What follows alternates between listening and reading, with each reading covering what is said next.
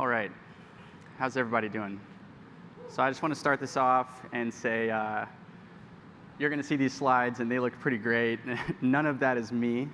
It's actually all of Parity's design team. So when I gave them this presentation deck, it did not look anything like this. So I just wanted to say this is a huge shout out to their design team, the content designers. They did an amazing job. So yeah, let's get started.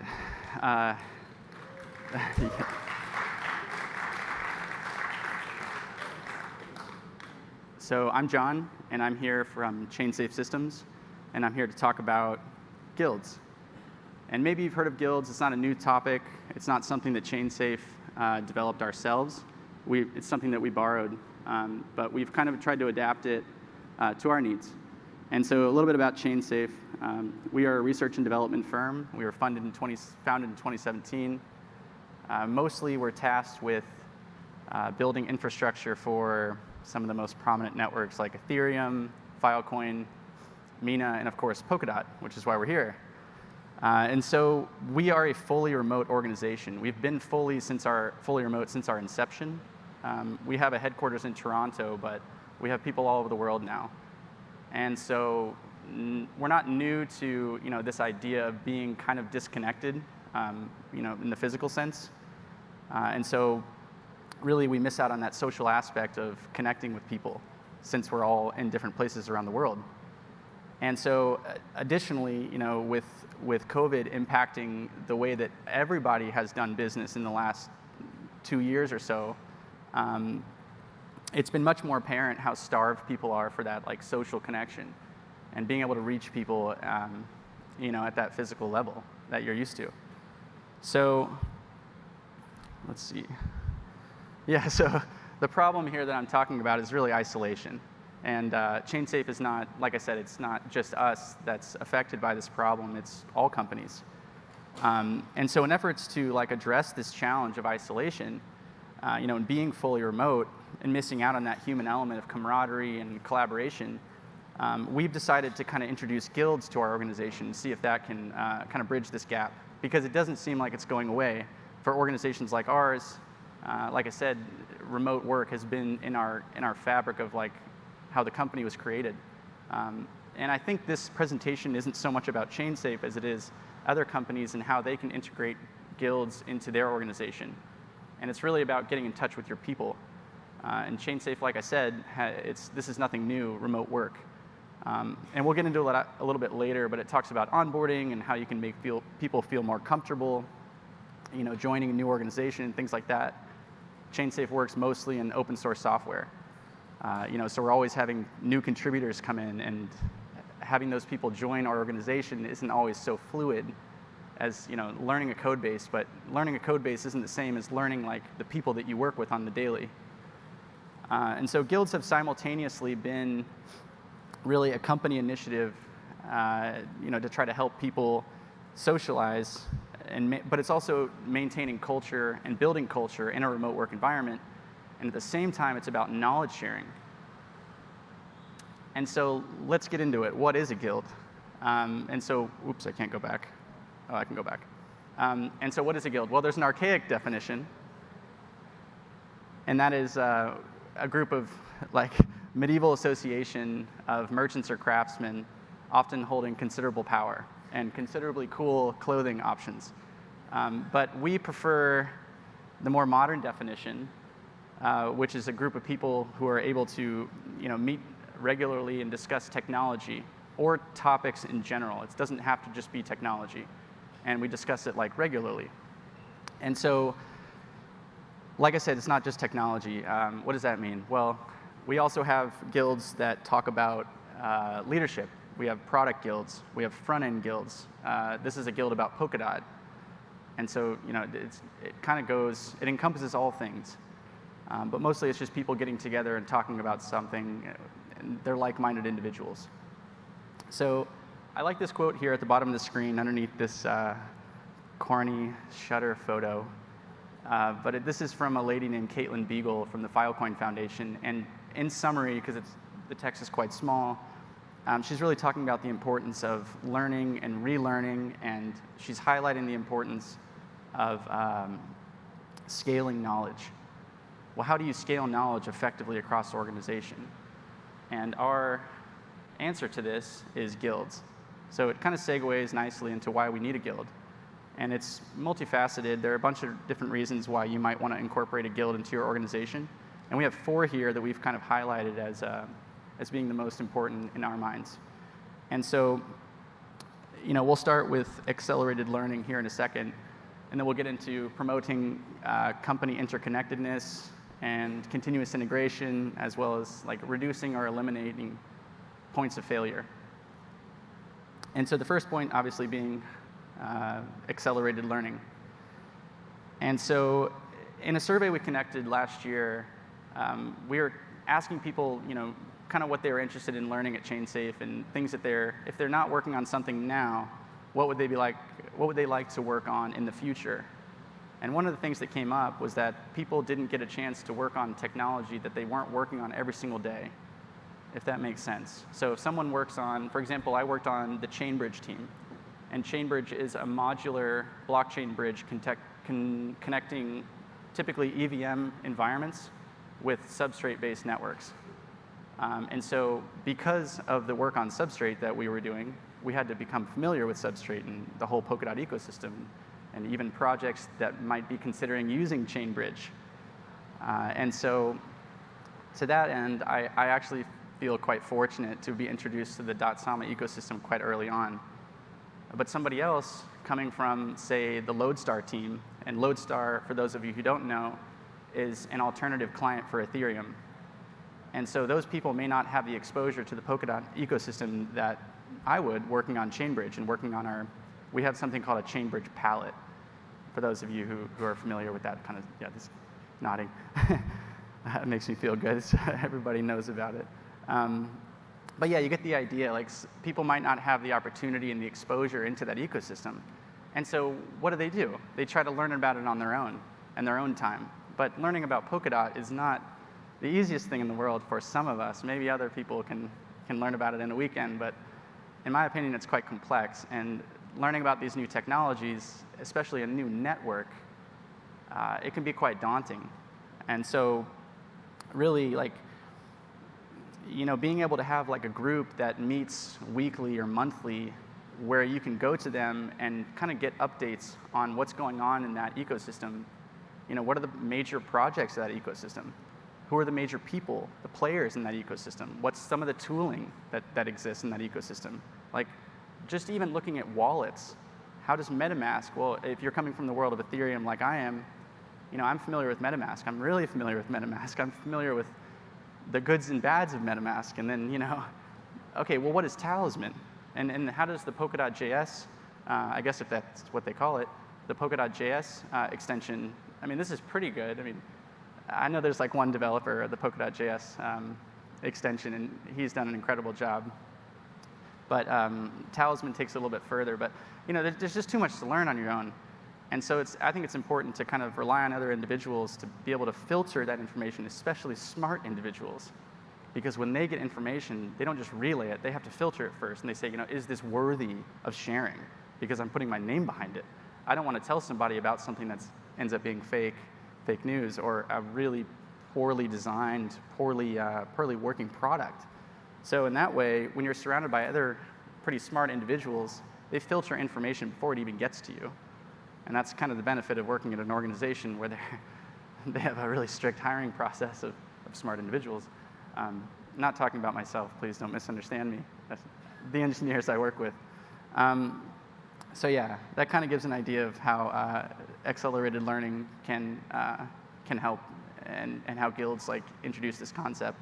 The last concept here is improved onboarding.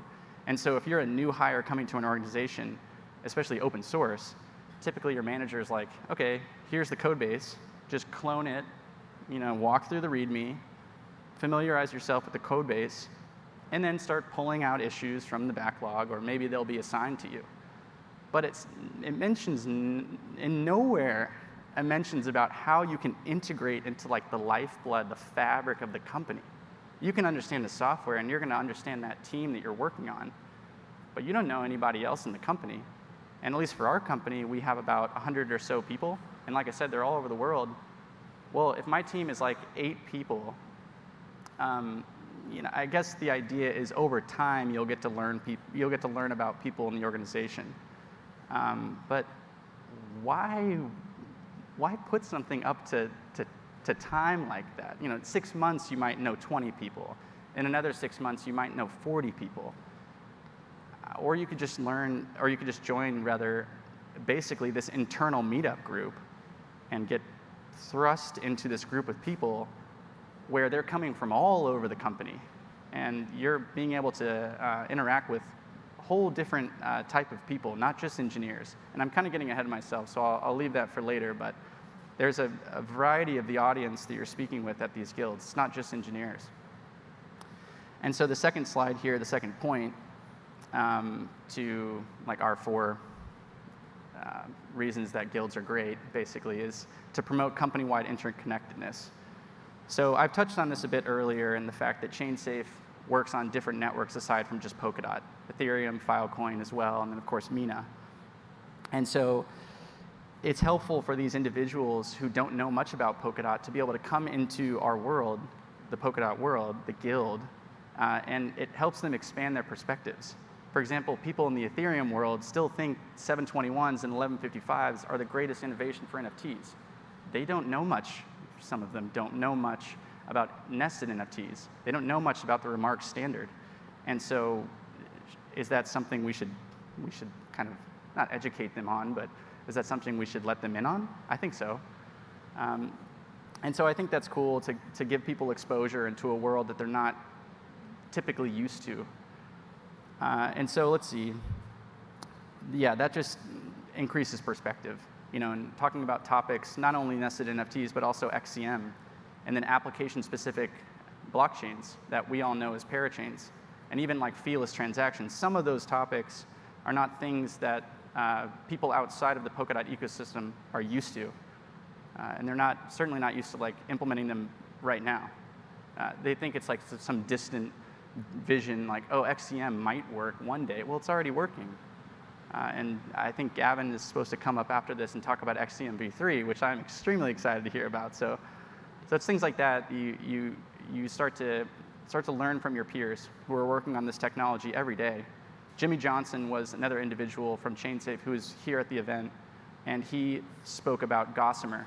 And Gossamer is an alternative Polkadot node. And so that whole team within ChainSafe, it's just one team out of maybe 8, and they just focus and specialize on the Polkadot ecosystem. So those people are so specialized in what they're working on. They're a huge knowledge base. And people from the Ethereum, like I said, they were talking about Lodestar and this alternative Ethereum client. These people can benefit from sharing information and sharing knowledge. Then again, they never interact because they're siloed. So how do you get these 2 teams in these 2 different worlds to communicate with one another and share learnings? Guilds. They can bridge. So, yeah, let's move to the next slide. This is my favorite slide because integration is one of my favorite words. And so many of you know this topic, and you're going to think this is strange. You can't just take this topic or this like terminology of CI that everyone probably is familiar with, and how like new code gets introduced to a code base. It goes through this like checks that are typically automated and things like that, and then the code gets merged, and everybody's probably familiar with this concept. But why can't this same concept be applied to new information entering your brain? Can't you just be continually integrated into a new ecosystem? And you're basically performing pull requests, like right now. I mean, it's a little bit abstract to think about, but this is really a pull request happening live. I have information that I think you need, you want, and you're, as I'm speaking, it's going through these checks in your brain saying, okay, I'm going to grab onto that. That makes sense. I'm going to drop that. That doesn't make sense. But essentially, I have information. I think it would be valuable if you have this information as well. You choose to accept it into your knowledge base. So we take a similar approach with guilds, and we think, why can't individuals come in and present information and let people absorb it, just like you do at conferences? And speaking of conferences, it's great to learn about new innovations, new updates to a network, just like XCM v3 we're about to learn about. at these conferences and things like that, but these conferences don't happen all the time. Or if they do, like ETH Denver or DevCon, these are once a year, twice a year, 3 times a year, you can't make it to all these conferences. Usually it's not feasible. Some people, maybe that's their full-time job, but not other people. And so what do? Well, a guild can help kind of bridge that gap as well. It serves as a mini conference that occurs weekly. Our Polkadot guild meets every single week on Thursday. And other guilds at our company, they take different approaches. Some of them meet monthly. For example, we have a cryptography guild. And this is what I was talking about at the very beginning of this speech when I was talking and saying, like, guilds don't have to just be about technology. They can be about other topics too. Leadership is one of the things that I mentioned or was alluding to.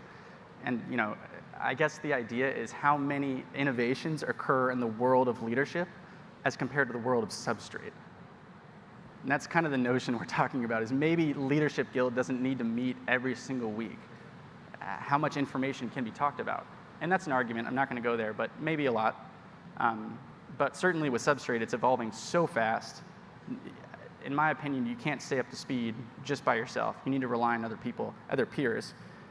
And speaking of peers, a lot of the people work at ChainSafe, or a few of them actually, Dan Forbes, Thibaut Sardon, and Phil Lusick, they used to work at Parity. And these people are very knowledgeable when it comes to substrate on the far right over here. And so these people actually used to write the documentation for substrate. So they know it better than anybody at ChainSafe. And so who's better to hear about substrate updates and things like that than from the people who used to write the documentation? That's just an incredible resource to have. And so, yeah, I guess this gets into some of the examples of continuous integration. We talk about the Remark standard all the time. That's, there's so much going on there with Remark 1.0, 2.0. I think they're coming out with a 3.0. And it's just super exciting to talk about that. And like I said, these people from Lodestar and Ethereum world come over and they say, what are you talking about, nested NFTs? Well, Bored Ape Yacht Club is the best thing that's happened to NFTs. And you're going, what are you talking? Have you even heard about Remark? Do you know this person, Bruno? He won the 2021 NFT Innovator Award. Do you know about this person? Do you know about what Remark is trying to do? Okay, fine, stop there. Well, can't you go any further? Do you know about Moonsama and what the stuff they're already doing in terms of how it relates to bridging? On our bridge team, people didn't even know about this. And they're bridging. I think it's really cool. Maybe it's not that cool. I think it's really cool. They're bridging Kusama into Minecraft. Maybe people already know about this, but I think that's pretty sweet. And so it's like, where do you talk about this stuff? A guild is so cool because it's just a meetup group. It's just a bunch of people who are excited about a technology. And they're not convinced that it's going to totally win. It could, but it doesn't have to. And so let's see, another example here. Yeah, I've talked about quite a few. The W3F, of course, like we had members from the technical grants team come in, and they just talked to us. I guess I didn't explain that. Yeah, so sometimes going to conferences isn't enough. We want these, these learnings to happen more often. So what if we bring the conference to us? It sounds a little selfish, but what if we invite these people to come speak at our company, speak to our guild specifically, because it's all under this umbrella of Polkadot. And so we invited these individuals, Bruno, the W3F, members of their technical grants team. ChainSafe largely, I don't want to say survives, it's the wrong word, but we exist off of, we feed off of these grants. And so Gossamer, for example, I was talking about earlier, the alternative client for Polkadot written in Go rather than Rust, we fund Gossamer development based on grants from the W3F. So having individuals from the technical grants team come in and speak at our company and talk a little bit about that whole process. They talk about some of the criteria and groups that they look at and say, this is not something that we would give a grant to, or this is. That's kind of cool, and developers don't always have that insight, because typically it's handled by, like, I don't know, someone from the business development team, say. And some could argue, like, well, do they even need it? It's kind of a distraction. I think it's important because our world is built on relationships, and we've kind of gotten away from that. Like I said at the beginning, we have this problem of isolation, and people are what drive, in my opinion, people are what drive success in organizations. And so how does a remote company continue to build on that culture and continually like build relationships within an organization in a remote working environment. It's very difficult, especially when every team in an organization is rather siloed, working on their own specific network, and they're kind of caught up in this world. It's like, our network is better than yours. Is there collaboration? It doesn't feel like it. So having this guild where everybody can kind of meet in the middle, if you think about a Venn diagram, there's overlap. That's where the guild sits. So yeah, those are a couple examples, but now we get to the last point of like reducing central points of failure. So some of you may be familiar with this concept. I guess it's like a story. They say if you're doing a good job as an engineer, you're writing good documentation, you're also documenting your thought process about how you think, if you're a team lead, I guess, you're documenting your thought process on how you think the product could evolve and where you think it could go, and the next steps for development. And within the code base, I guess, going line by line, you're also commenting really well, so that if a new engineer were to take your place, the proverbial you got hit by a bus, it's kind of morbid to talk about, but at the same time, it's a very interesting point. Are you giving people the best opportunity to fill in and step in your shoes when the captain perishes with the ship, or the captain just decides to leave the company, for example? Does all of that siloed knowledge leave with you? Well, in this way, I mean, it can. I guess the answer to that question, since it's kind of rhetorical, but it can, and it does happen all the time. So what is an organization, what are you, third person, doing to address that problem? Guilds can also solve this because it allows senior individuals to speak to the more junior individuals as well. And you don't even have to be involved in Polkadot, like I was saying. You could come from the Ethereum world and understand, like, have common context or baseline understanding of how Polkadot works at a general level by just attending these guild meetings. And it's not a big deal. If you have an extra 30 minutes in your day, you just sit down in the meeting and say, oh, I learned about XCM and what that means and how that works today. And you just pop in. And I used to work at an actual physical company. I know it sounds crazy, but there was an actual meeting room. And it used to be my favorite thing to just sit in the meeting and hear two people, going back and forth about like some web framework. Like, oh, React is much better than Vue. And I'm like, okay, I don't really have a dog in this fight. I just sit in, fly on the wall, and I walk away with a really firm understanding of both of these web frameworks and the benefits to one or the disadvantages of the other. And I think that's really important, but you miss out on that because we don't have a physical meeting place. So having that kind of like open door policy where this guild meets regularly and people can just pop in and lurk. Lurking is like encouraged. You don't have to contribute, and a lot of people are kind of overwhelmed, with like, oh, Polkadot's really complex. I don't know a whole lot. Can I really join? It's like, of course you can. There's a starting point for everyone. And so I guess that gets into our next topic is really the guild structure is done in a way that everybody can present if they wish. And in this way, it allows people to kind of like hone their presentation skills. And also, I guess my favorite point about this slide and this point is that not everybody within the guild is an engineer. And I was alluding to that earlier, but we have designers, we have operations people, we have marketing people. And so what I'm really saying is we have non-technical people also in the audience. And if you're giving a presentation and you really only know how to just speak to engineers because you're at such a technical level, well, maybe you could work on that. Maybe you have the opportunity now with this like varied audience to provide more anecdotes into what you're saying, and to provide more metaphors and help non-technical people understand these complex concepts. So there's a ton of room for growth, and it's really like a learning sandbox, in my opinion. And so speaking of, I guess, learning sandbox, if you have an organization and you wish to incorporate guilds to your organization, you can get in touch with us. We've done this, it's worked. It hasn't worked in other ways. Basically, we're just happy to share our learnings throughout this whole process of learning about guilds. This is my information at the very bottom. That's my Twitter handle. I handle developer relations for ChainSafe. I'll get out of the way so you can read. But this is my Twitter handle. And guilds are great. They offer a great way for people to kind of have an excuse to take time off of their busy schedules and still do things that relate to the company. Meeting other people from a whole different corner of the organization that they wouldn't interface with every single day. And like I said, when you join an open source organization, they're like, start working on the code base and familiarizing yourself. But what about the 80 other people that work at this company? When am I going to see these people? Once a year when we do an offsite? That's not enough. So, yeah, I think it's pretty clear right now, like all of the benefits that guilds can offer. So, yeah, with that, that's kind of the end of the presentation. I'm happy to take questions if there are any, but thank you for your time.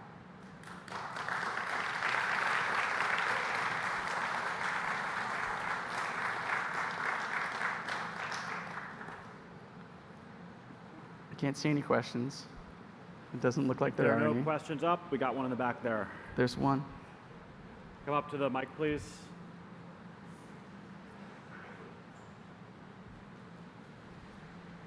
Can non-biz people join guilds if you're just an enthusiast? Non-biz people? Yeah. Non-dev. Non-dev. Yes. Sorry. Non-dev, of course. Just a fan. No. Well, what do you mean? Can fans join guilds? Actually, yeah, you bring up a good point. So I think I understand what you're saying. Like ChainSafe, so this guild is more of an internal meetup group. I was kind of trying to explain that, but one thing we were flirting with, and we've already tried this, and it's mixed results, because I think it's a new concept. And really, Polkadot, like, I got to give it up to them. They're doing a really great job. And the Kusumerian, I think the other one I was going to mention was the Kusumerian. I can't pronounce it, but it's really cool, whatever it is. The Kusumerian, Jay Shawarma, he's great. He's really great. And it provides people with these, these weekly updates of what's going on. That's perfect. So with the Polkadot Guild, what we tried to do a little bit is open it up so it's a little bit more externally facing. So we let individuals from the community, fans, who aren't a part of ChainSafe, be a part of that conversation. And so we're starting to do more of that. I think that's what you were alluding to, if I'm understanding correctly. We're going to do a lot more of that in the future. So just stay tuned. And if not, though, incorporate guilds at your organization, because they're pretty great. Thank you. Oh, there's one. Okay. Quick question. Because I really do like the idea of guilds, and right now our team, I guess in retrospect, like teams that have 80 or 100 plus individuals, we're still kind of small, but I think it would be wise to start to establish a guild earlier while you're small, so you can grow and scale. Your guild can scale with it. I'll reach out to you at some point. But do you have any advice on like maybe when size-wise it is good to start looking into guilds, or do you just say like if you as early, the earlier the better? Yeah, that's a good question. Definitely smaller the better, much more intimate, and some people don't feel really comfortable about sharing, actually. A lot of people don't feel comfortable about talking, and they want to, and you can tell they want to talk, and you're sitting there, and it's really great when you're early because there's like one other person that joins, and then they're really talkative, and then more people show up, and all of a sudden they just kind of, there are these proverbial shadows that start to exist, and they say, oh, I'm just going to slink away, and I'm just lurking, but these individuals want to share. How can you start to tease that out? And there's this whole introspection, or not introspection, I guess extroverted, introverted, that whole thing is going on. I think it's just about making people feel really comfortable that the questions they're asking are not stupid. And especially when you're coming into this ecosystem and you don't know anything about Polkadot and you're coming in from the world of Ethereum or Filecoin or maybe no blockchain experience. Where do you start?